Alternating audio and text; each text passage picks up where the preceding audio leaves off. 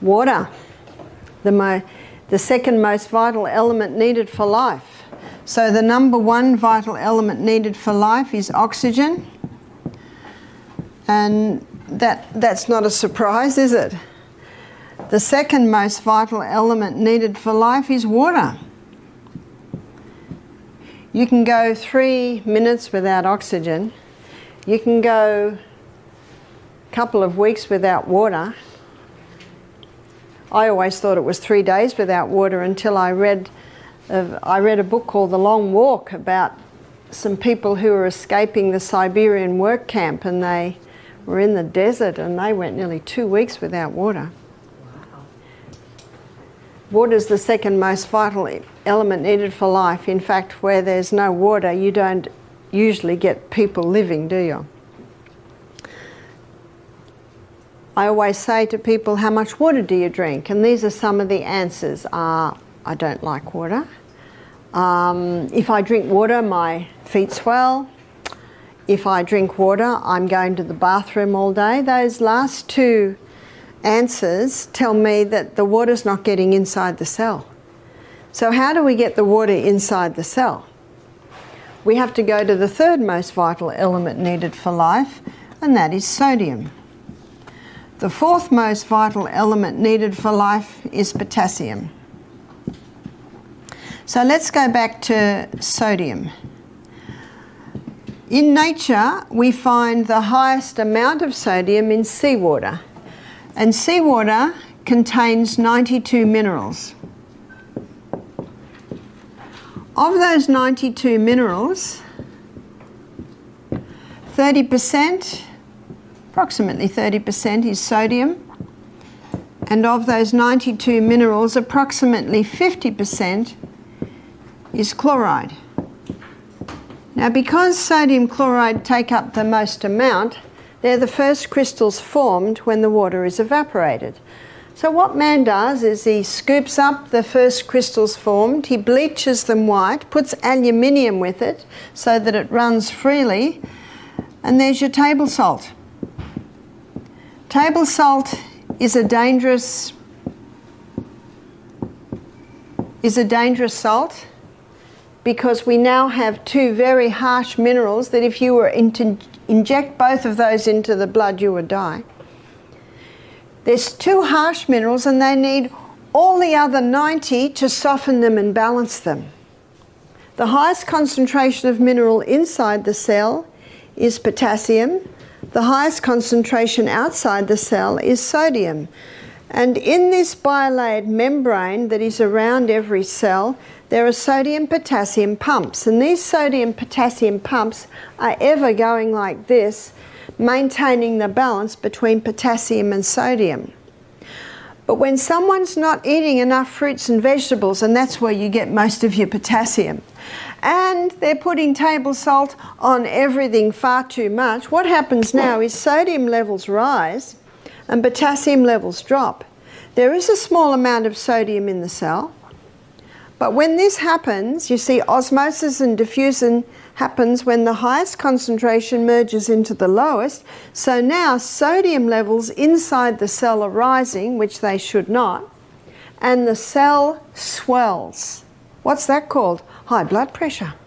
The doctor is right. Table salt will contribute to high blood pressure. There's a French doctor named Dr. Lelangre, and he's written a whole book on salt. He said, when people come to me with high blood pressure, I put them on Celtic salt. Why does he put them on Celtic salt? Because Celtic salt contains 82 minerals. It's a hand-harvested sea salt. So the minerals are in the Celtic salt in their balanced form. What about Himalayan salt? In many places, Himalayan salt is a lot easy to get. There's about 75 minerals. So it's pretty good. But I prefer the Celtic salt. And one reason is that the Celtic salt has 3 magnesiums. It contains magnesium chloride and magnesium bromide and magnesium sulfate. Magnesium is a water-hungry molecule, And this explains why the Celtic salt is such a moist salt, especially when we've had a lot of rain, because those three magnesiums absorb the moisture. And because magnesium is a water-hungry molecule, it can be used to help the water get into the cell.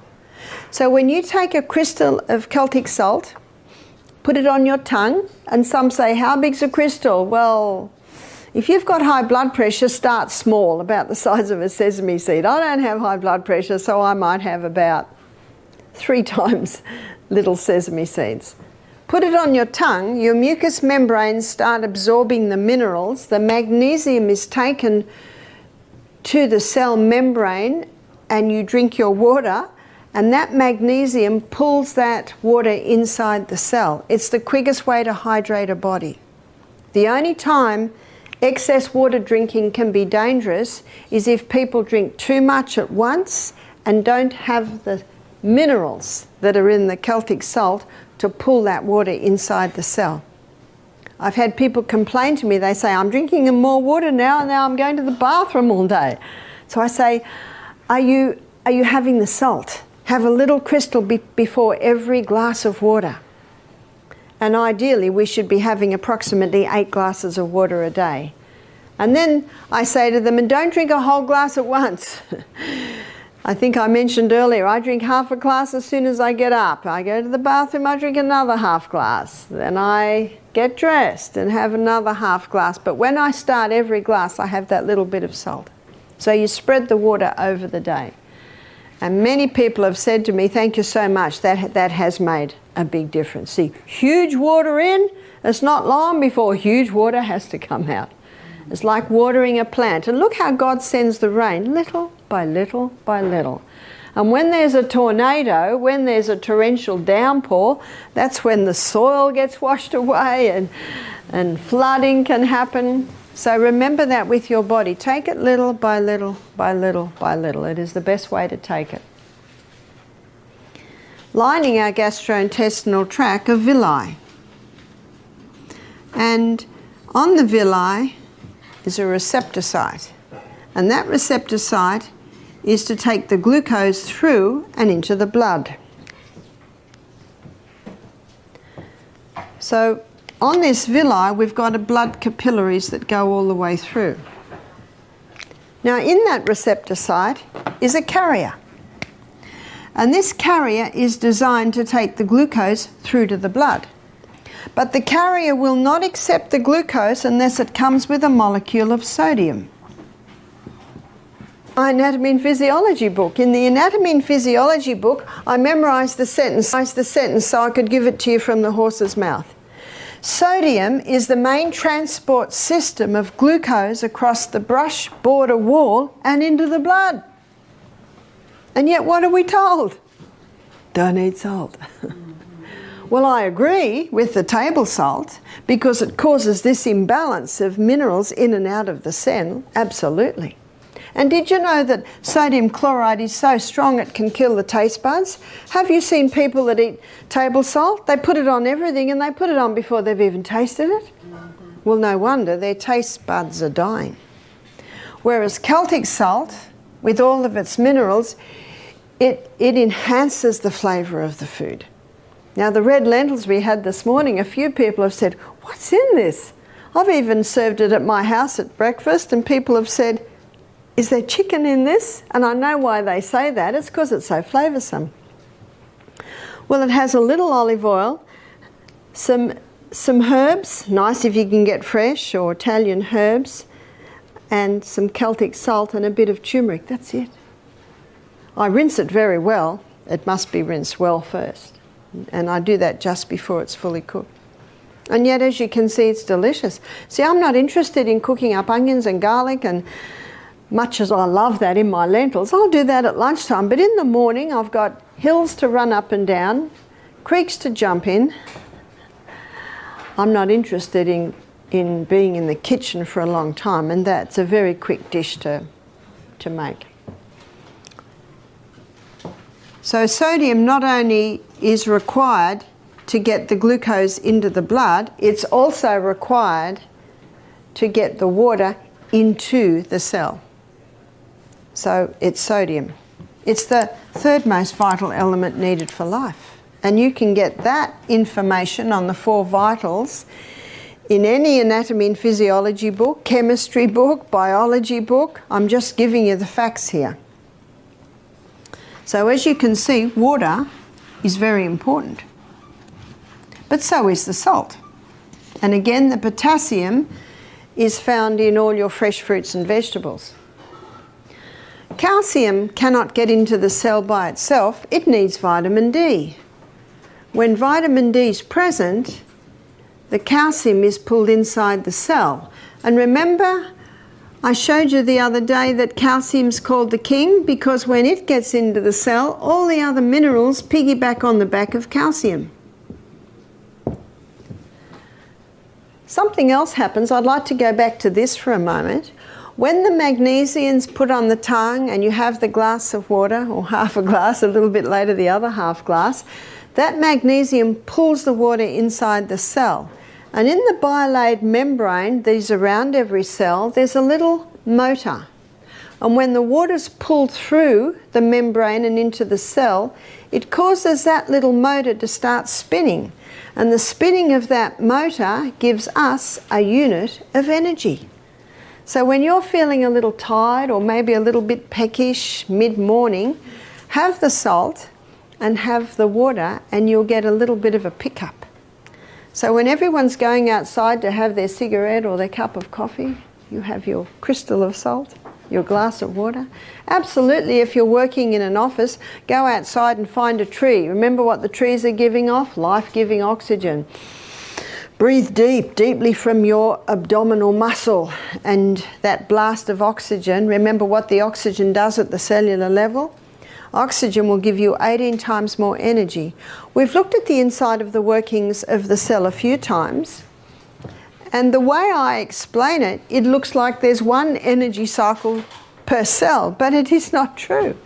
So what I've drawn for you here is a whole lot of little energy cycles. In fact, in the muscle cell, you can have 100 energy cycles to a muscle cell. I can hardly get my mind around that. And that's why the saying that you will receive more energy than you expend on your morning walk, because each one of those little energy cycles will give 18 times more energy if enough oxygen is going into your body. Glucose, it can't get into the cell by itself. It has to have insulin. Insulin's the key that unlocks the door to let the glucose into the cell. And what happens with many people, before diabetes develops, insulin resistance develops. You've heard of insulin resistance? And when insulin resistance develops, the cell's resisting insulin, so the glucose can't get into the cell, so the glucose stays in the blood, and the brain says to the pancreas, more insulin, but the problem's not more insulin, the problem is there's insulin resistance at the cellular level. So what causes the insulin resistance? It's the high carbohydrate, high sugar diet. It's just the cell gets to the point where it says, we've got enough, sick of the sight of you. So how to recover from insulin resistance is to get the glucose, those carbohydrates, right down. Get the fibre up, the good proteins and the healthy fats. That's the best way to recover from insulin resistance. But you just imagine for a moment, and this is happening in America a lot today, people are not drinking enough water. They're not having the whole salt, and they're definitely not having many greens, which is where your magnesiums is. So the little bit of water they're having is not getting inside the cell. They don't go out in the sunshine because they're scared of getting skin cancer. So they're not getting their vitamin D, so the calcium can't get in and the minerals can't get in. And they're trying to lose weight, so they've listened to a lot of the media hype that you've got to stop the fat because fat will make you fat. So they're on a high carbohydrate diet. Remember what fat will do? It'll give you satisfaction or a satiation, a full feeling. But if you're not having any fat, you just eat and eat and eat and eat and eat and eat. The whole packet of cookies goes, the whole chips go. There's not a sign in your body that says enough. It's the fibre, protein and the good fats that will give you that sign. So they're on a high carbohydrate diet, thinking that if they go fat-free, they'll lose weight. And can you see what's happening? The water can't get in, the minerals can't get in, the glucose can't get in, and the body says, what are we going to do? Because remember, this is the CBD of the human body. What are we going to do? And the body says, we've got one last thing up our sleeve. We'll just force it into the cell. That's high blood pressure. So high blood pressure can be a result of dehydration. It can be a result of mineral deficiency, magnesium deficiency. It can be a result of vitamin D deficiency. It can be a result of a high carbohydrate, high sugar diet. It can be a result of inactivity. So there's a whole lot of things that can come together to contribute to high blood pressure. That's why the detective hat has to be put on to find out why these things are so. And in some cases it'll be a bit of this one, in some cases a bit of that one, in some cases other things. And you saw from the first lecture, it seems a long time ago, doesn't it? Back to Monday. We looked at how genetics loads the gun, but it is lifestyle that pulls the trigger. So the cell, and understanding the workings of the cell, is paramount to understanding how these things affect the body. We have a book in our library, and I know we have it in the library here. It's by an Iranian doctor called Dr. Batman Geheldij. I think that's how you pronounce it. It's called One of the Body's Many Cries for Water. The second title to his book is He's Not Sick, He's Thirsty. The third title to his book is Don't Treat Thirst with Medications. His story is fascinating. I think it was in about the 70s or 80s. He was a political prisoner. And because he was a doctor, everyone came to him when they had problems. And all he had was water. So no matter what the problem was, he'd get them to drink a glass of water. He'd come and see them 15 minutes, he'd give them another glass of water. So usually in half an hour, they had 3 glasses of water. And he was just shocked at how the headaches are gone, the migraines have eased, the stomach ulcer pain had relieved, the asthma attack relieved. He only gave them water because he had nothing else. He just wanted to make, I guess, a show that he was doing something, and because he was doctor, they just drank their water. So he began to document what he was finding because it surprised him. He did not realize, he did not expect the water to have that much of an effect. I can't remember the period of time, but eventually the government changed and he was freed, and he said, look, do you mind if I stay a bit longer? I'm in the middle of this fascinating research. And he has presented his findings at medical conferences. He's presented his findings in medical journals, but it's not a very popular subject because you can't make much money out of water. Now you'll understand why the second title of his book is He's Not Sick, He's Thirsty, and Don't Treat Thirst with Medications. It was a fascinating book for me to read, and I'd like to take you inside and look at a few body functions and how they're affected by dehydration. So let's begin at the mouth. Did you know that in a state of chronic dehydration, too much saliva is produced? Some people think a dry mouth is a sign of dehydration. It is, and too much saliva can be a sign of dehydration. You see, when not enough water is going into the body, and how much water should go in? Let's do an assessment of that. So our kidneys, to know how much water should go in, we need to look at how much is coming out. So in our kidneys, we urinate out 1.5 litre loss. Now, a litre is the same as a quart. So I'm probably best, because I'm speaking to an American audience, to say quart loss, 1.5 quart loss. Out of the skin, it can be 0.5 of a quart loss. Out of the colon, 0.3 of a quart loss. And out of the lungs, it's about a 0.2 of a quart loss. So that equals 2.5 quart loss. Every is 8 cups. So that's 10 glasses, 8 ounces, 8 cups. So that's 10 glasses, 8 ounce glasses of water a day is lost out of the body. And we have no reserve tank on the back, do we? The only water that's going in is the water we take in. So we should be drinking at least 2 quarts a day. At least, more if possible. Now at the moment, because you're having a steam sauna every day, I wouldn't be surprised if you've got a 0.8 of a quart loss coming out of your skin because you perspire profusely. The other half can come in your fruits and your vegetables, maybe your herb teas, vegetable juice through the day. So that's how much water we need. And Dr. Batman Gehaldi, he showed that the first place that we feel that water loss, if we're not replacing the water, the body goes into a form of drought management. And it releases a hormone to manage this drought management. It's called histamine. And if someone has an allergic response to something, what are they given?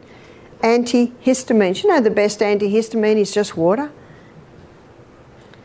So the first place that water is taken from to try and maintain full blood volume in the veins and arteries is the lining of the stomach. We have a thick mucosal wall lining the stomach, and so now we've got a very thin mucosal wall.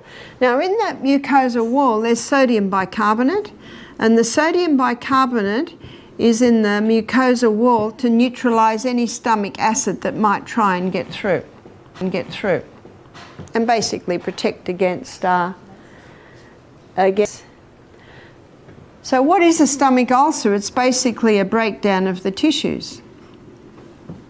Now let me give you a scenario here. It was probably about maybe 20 years ago, a couple of Australian doctors in Western Australia discovered that Helicobacter pylori caused stomach ulcers. You've heard of that theory? They even put Helicobacter pylori bacteria into some people's stomach and got stomach ulcers. So we had a man do our program from South Africa, and he and his wife came. He was not interested in being at our retreat, but his wife had paid the full amount, so he came reluctantly. And when I'm talking to him, he's about 57, he did not want to answer my question. He answered them abruptly and shortly. He wasn't annoyed at me. I know he was annoyed at his wife that he was even there. I said to him, "Do you drink water?" "Yep, 2 litres a day."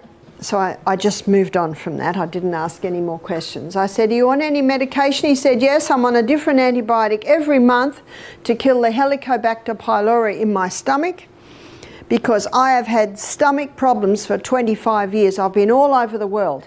So the latest thing he was trying was antibiotics because they found he had Helicobacter in his stomach. I said, "Oh, how long have you been on this program?" He said, 4 months. So he's had 4 doses of Helicobacter pylori, and guess what? It's still there and he's still got the stomach pain.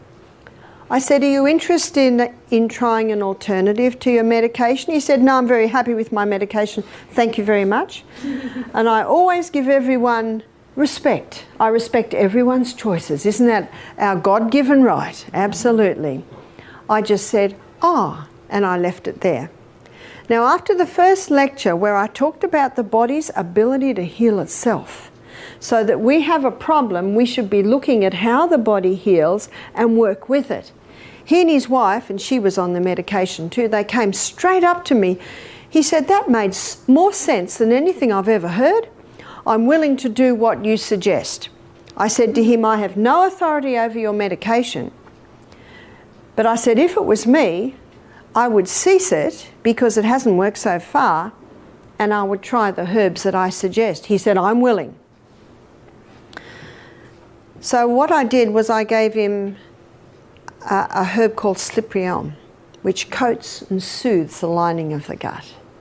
He did our basic program, 2 days on juices, and we encouraged people, of course, to drink water between every juice.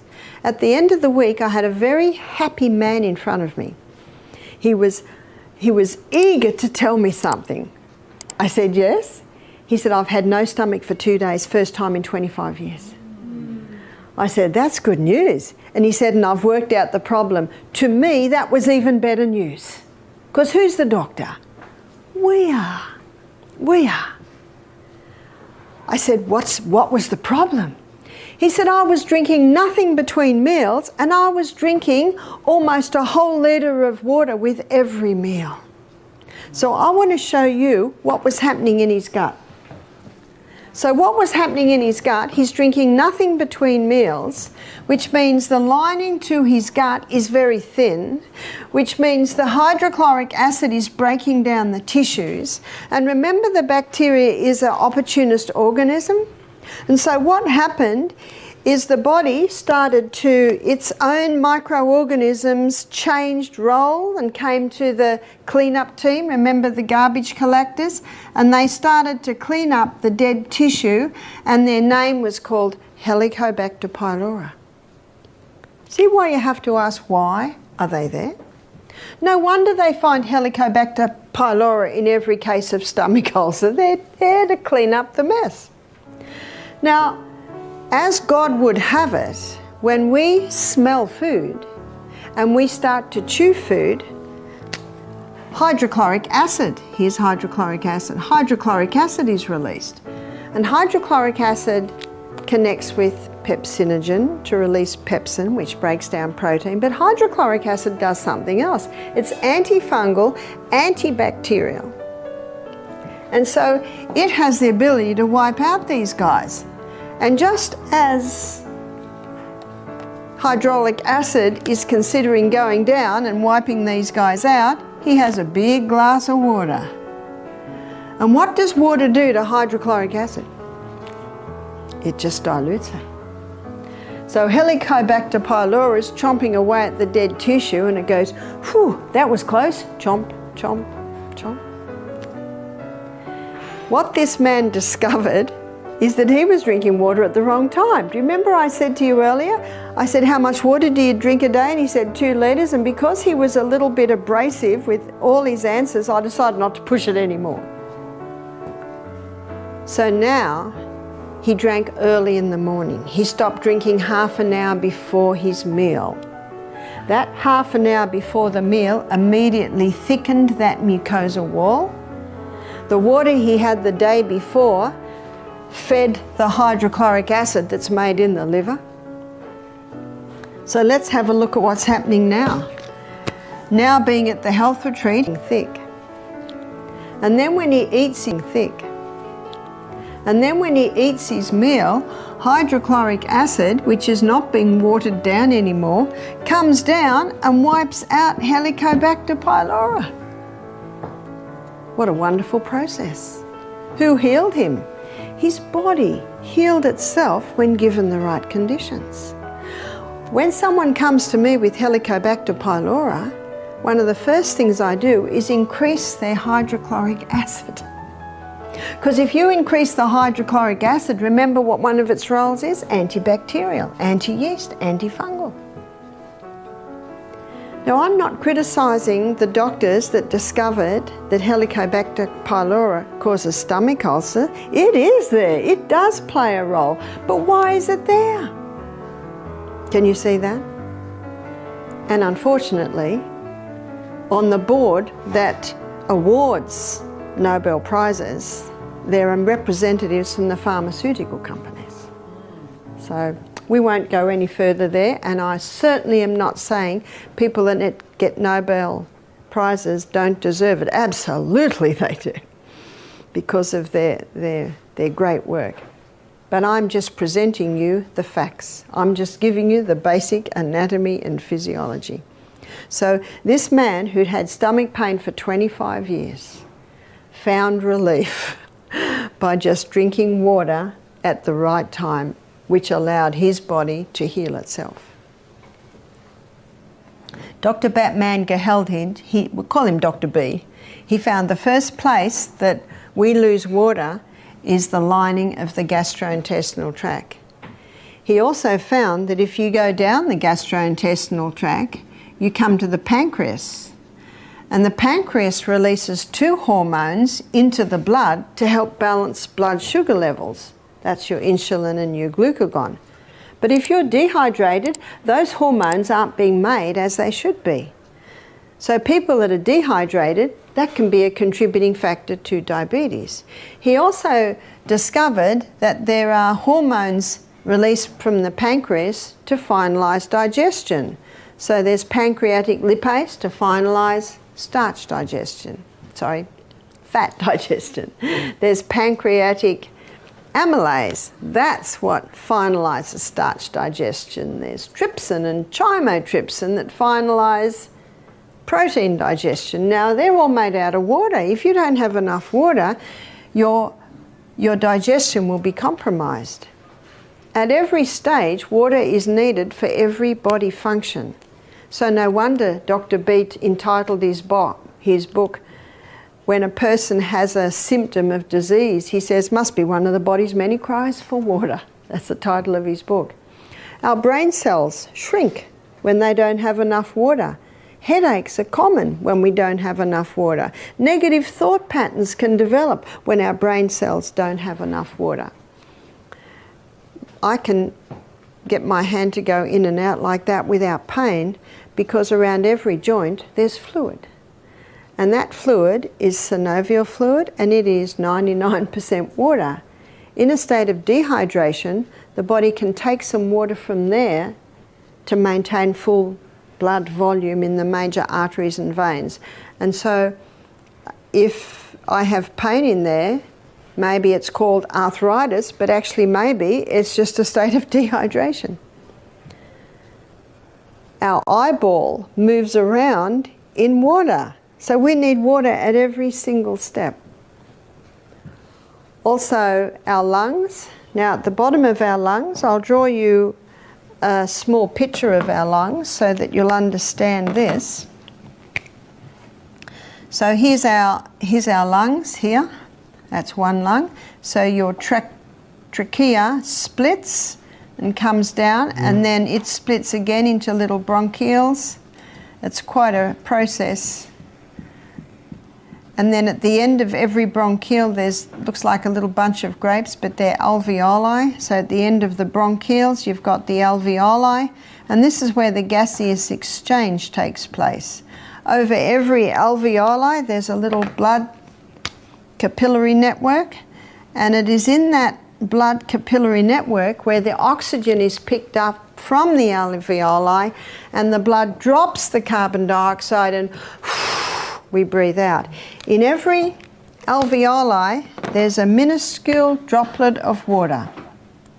And because of the surface tension of water, when you breathe out, that little alveoli collapses, which allows all the carbon dioxide, the majority of it, to be breathed out.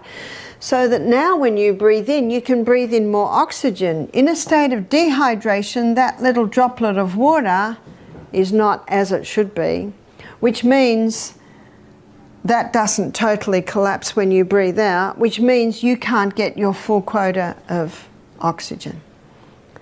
But what also happens, the body, to prevent the water loss, it can start constricting the little bronchioles so that we don't lose water. And so one of the signs of dehydration can be constricted breathing. The blood gets very thick in dehydration. Our blood needs to be nice and thin so the heart can pump it easily, so that the little filtering units in our kidneys can filter it with ease. So water is needed for every single body function. I'm going to give you a story of a man that came to our retreat who had 3 main problems. He had chronic headaches, which he took a lot of painkillers for. He had a very congested chest, and also he had terrible lower back pain. Did you know that 75% of weight held in your lower back is held by water. The other percentage, of course, is taken with your ligaments, your muscles. And so a state of dehydration, lower back pain is quite common. So that's what this man had. And when I was consulting with him, I said to him, how much water do you drink a day? He said, oh, I don't drink water. I said, you don't drink water? I said, what do you drink? He said, oh, Coca-Cola, coffee, because he has a lot of painkillers. He was only 44. He was a well-built man, but at 44, his quality of life had gone. So we encouraged him to start drinking more water.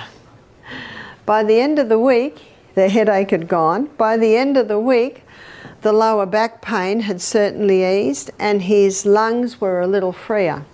I saw him 5 weeks later. He jumped out of the car with a big smile on his face and had a 2-litre, you'd say 2-quart bottle of water. He said, I'm drinking 4 litres a day. He said, in 5 weeks I've had no headaches, no lower back pain, and he said my chest is almost clear. What was his problem? It was dehydration. How nice when it's as simple as that. It's not always that simple, but it's nice when it is that simple. So Dr. B's book, One of the Body's Many Cries for Water, is an important book because he goes into every body function and shows how important it is for us to be drinking adequate water. One lady said to me, I drink quite a lot of water in my cups of tea. Sorry, that doesn't do it because tea contains dehydrating agents. Caffeine and tannin are both quite strong dehydrating agents. And if she puts a little teaspoon of sugar in that, there's another dehydrating agent in there. We had a pathologist do our program. He said, we've done studies on caffeine and we have found that you need 5 cups of water to make up for the dehydrating agents in 1 cup of coffee. Now that was a cup of coffee that also had sugar in it as well. So not only are people not drinking enough water, but they are also causing dehydration because of the drinks that they are having. Again, we need to drink little by little by little. Much depends on your activity through the day. If you're working out in the garden and perspiring a lot, if you're having steam baths a lot, then definitely you need to drink more water. One of the signs that you're drinking adequate water is that your urine is clear. So when your urine is clear, that's a fairly good sign that you're drinking enough water. Now at the moment here at the retreat, you're having B vitamins, and those B vitamins have an effect on your body to cause your urine to be fluorescent yellow. So don't be surprised if this week your urine is fluorescent yellow. So you just got to find out how to get it in. And many people in aged care facilities, elderly people, they do not drink enough water. And it certainly is a contributing factor to the mental illness and the deterioration in brains we're seeing. In Australia, there are 1,700 cases of Alzheimer's being diagnosed every week. Now that's a bit scary. Did you know that God never meant our brain to deteriorate? And tomorrow we're going to go to the brain, and tomorrow I'm going to show you how you can get brighter and smarter and wiser with age. Brains should not be deteriorating. Have you read of Alzheimer's or dementia in the Bible? I certainly haven't. And before the flood, you know, people were living till they were 700 and 800 years old. We're getting people today who are showing signs of dementia and Alzheimer's in their 40s and in their 50s, and this should not be. And it's often not just one point, often it's several points, but one is certainly dehydration. So I'll give you a story to illustrate. We had a lady came and did our program a few years ago now. It's probably about 6 years ago now. She was 45 and she brought her mother who had dementia. So we always say if someone has Alzheimer's or dementia, they will need to have a carer with them. Because we're not a hospital, we just teach you how to give your body the conditions for healing. When the mother first arrived, so the mother was probably early 70s, I went into the bedroom and she was just standing there looking out the window. And she looked at me, she didn't seem to even know who I was or acknowledge me. So I talked to the mother, and, well, I couldn't say much to the mother, but I talked to the daughter, and I found out she hadn't drunk any water for 2 days. And because she had dementia, her daughter would ask her and she'd say, oh yes, I've drunk lots of water, but she actually wasn't drinking any. And she hadn't been to the bathroom for 3 days. I'm talking about her bowels. So they're two things that we can fix pretty good. So we gave her herbs to get the bowels moving, and we just got her to drink little bits of water. See, a lot of elderly people are put off water because they don't want to have an accident. But if you can explain to them, just have a mouthful at a time. That's reachable. Just have a mouthful at a time. If you have a mouthful of water every couple of minutes, you'll be surprised how much water you can get into the body in a day.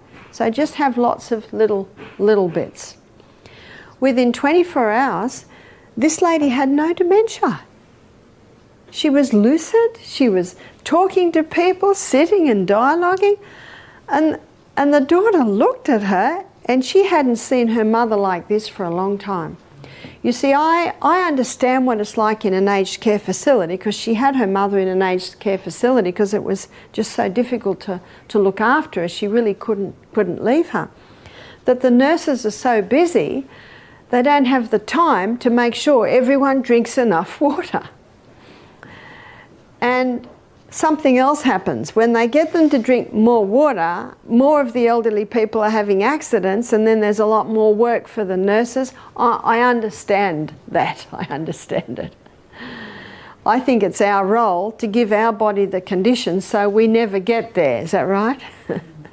So that when we're getting into our latter years, our kids will want us to live in the little granny flat because we're going to mind the children. We're going to put the washing on the line. Oh, that's right, you put them in the clothesline. They do the ironing. They chop up the vegetables. You know, I say they're queen mother activities. You know, slow down a little bit. But how helpful is that for most busy families to have the mother or the mother-in-law there who's got a clear mind and can be of a help? I understand why so many are put in aged care facilities, because they can't be looked after. One lady said, my mother gets up at 3 in the morning, she goes to the people next door, she puts the clothes on off their clothesline. Oh, and my mother was found down the middle of the road naked. You know, that's very hard, and I feel so much for the person, because, you know, that's very debilitating for the mind to deteriorate like that.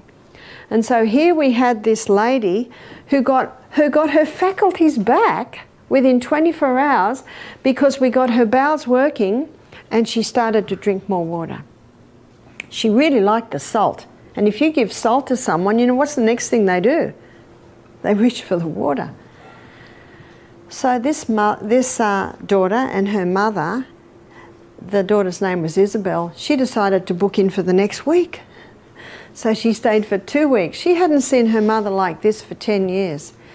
Halfway through the second week, she rang up the aged care facility, she cancelled her room, and she brought her back home. And she lived with her for another 10 years. She eventually, I think, had a heart attack in her early 80s and passed. But what a lovely thing that could happen. So the scary thing about that story is how many people are losing their minds, are in aged care facilities, that if they just had someone who could work with them and get these body functions working well, would be okay. But as I said, the person we can work on is ourselves.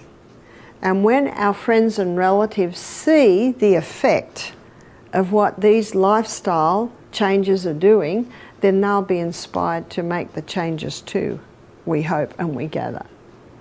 So I want to give you a few Bible verses that illustrate the body. So we've got Romans chapter 12, verses 1 and 2. The Bible says, I beseech you therefore, brethren, by the mercies of God, that you present your bodies living sacrifices. What's a living sacrifice? It works well. that we present our bodies living sacrifices, holy and acceptable to God, which is your reasonable service. Do you know why it's so reasonable? Because we're living in the body. And it's nice living in a body that works. But notice verse 2, it says, be not conformed to this world. Now we all know what that means. Just go to the fast food shops. Isn't that the way the majority of people live?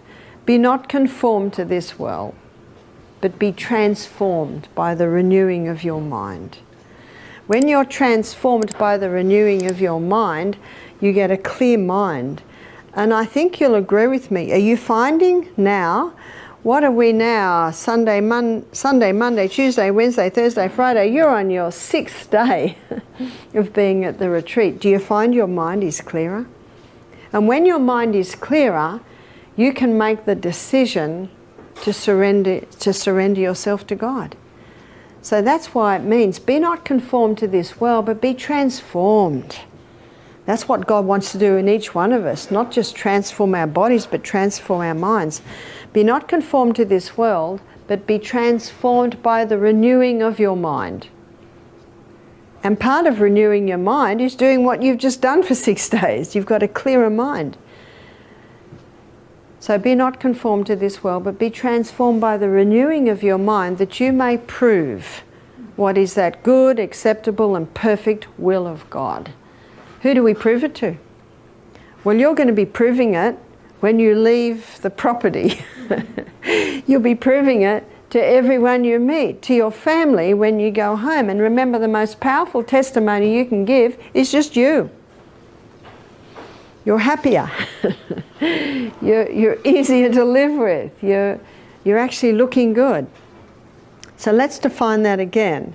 Be not conformed to this world, but be transformed by the renewing of your mind, that you may prove what is that good, acceptable, and perfect will of God. And what's the perfect will of God? We find that in 3 John chapter 1 verse 2, where he says, Beloved, I wish above all things that thou mayest prosper and be in health, even as thy soul prospers. That's God's will for each human being on this planet, isn't it? God has no delight in the suffering of humans. And yet the turning around, you can see why I chose those 2 verses. I think they encapsulate it very nicely. So the turning around, the transforming of the mind, the first step really is to drink more water, going to bed early, eat more food. Then your mind becomes clear and you start to see things clearly. And that's when you can make a decision. No, I want to do what is right. I want to show respect to this incredible body that God has given me. I want to be a faithful sentinel. Thank you for joining me on this journey to a healthier, happier life. Remember, every small step you take today brings you closer to the vibrant health you deserve. If you found this video helpful, don't keep it to yourself. Share it with someone who needs it. Hit that like button and subscribe for more tips that can transform your life. Together, we can spread the knowledge and make a difference. Here's to your health, one day at a time.